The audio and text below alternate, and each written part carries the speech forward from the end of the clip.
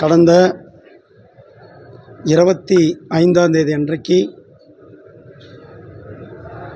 நீலகிரியில் பாரதிய ஜனதா கட்சியின் சார்பில் எங்களுக்கு ஒதுக்கப்பட்ட நேரத்தில் நாமினேஷன் ஆனது ஃபைல் செய்யப்பட்டது.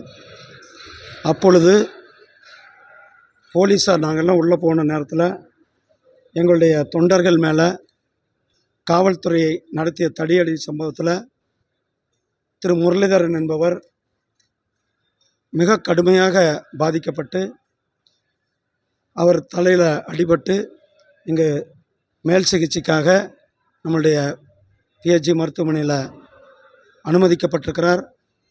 அவருக்கு இடதுபுற மூளையில் அடிபட்டதுனால அது ஆப்ரேஷன் பண்ணியிருக்கிறாங்க. அவருடைய உடல்நலமானது தொடர்ந்து முன்னேற்றமானது இருந்து கொண்டிருக்கிறது. தமிழக காவல்துறை, திமுகவினுடைய காவல்துறை பாரதிய ஜனதா கட்சியின் மேலே, பாரதிய ஜனதா கட்சியினுடைய தொண்டர்கள் மேலே, அங்கு வந்திருக்கின்ற எங்களுடைய பொதுமக்கள் மேலே கூட அவர்கள் தாக்குதல் நடத்தியிருக்கிறார்கள். இந்த தாக்குதலில் இன்னும் ஊட்டியில் 2 பேர் மருத்துவமனையிலேருந்து நேற்றைக்கு தான் வந்திருக்கிறார்கள்.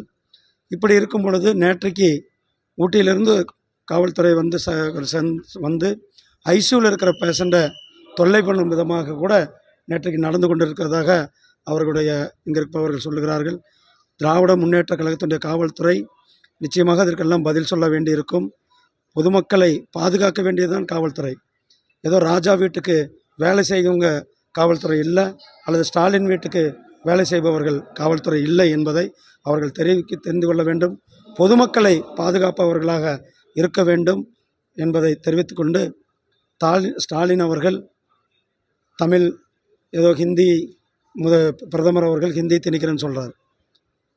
இங்கே தமிழை போற்றுவது நம்மளுடைய பிரதமர் திரு நரேந்திர மோடிஜி அவர்கள்.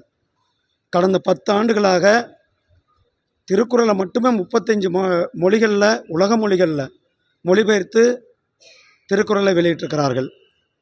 பாரதியாருக்கு பெருமை சேர்க்கும் விதமாக ஹிந்து பனாரஸ் யூனிவர்சிட்டியில் பாரதியாருக்கு இருக்கை அமைக்கப்பட்டிருக்கிறது. காசி தமிழ் சங்கம் ஒரு முறை இல்லை 2 முறை காசிக்கும் தமிழகத்திற்கும் உள்ள தொடர்பை ஆழமாக இருக்கும் அந்த தொடர்பை ஆழப்படுத்தும் விதமாக காசி தமிழ் சங்கமம், ஐநா சபையில் யாதும் ஊரே யாவரும் கேளீர், உலகிலேயே தமிழ்தான் புராதனமான மொழி, தமிழ்தான் தொன்மையான மொழி என்று தமிழை உலகம் முழுவதும், ஏதோ தமிழ்நாட்டுக்கு மட்டும் சொல்ல, உலகத்தில் எங்கே போனாலும் நம்மளுடைய பிரதமர் அவர்கள் சொல்லி கொண்டிருக்கிறார்கள்.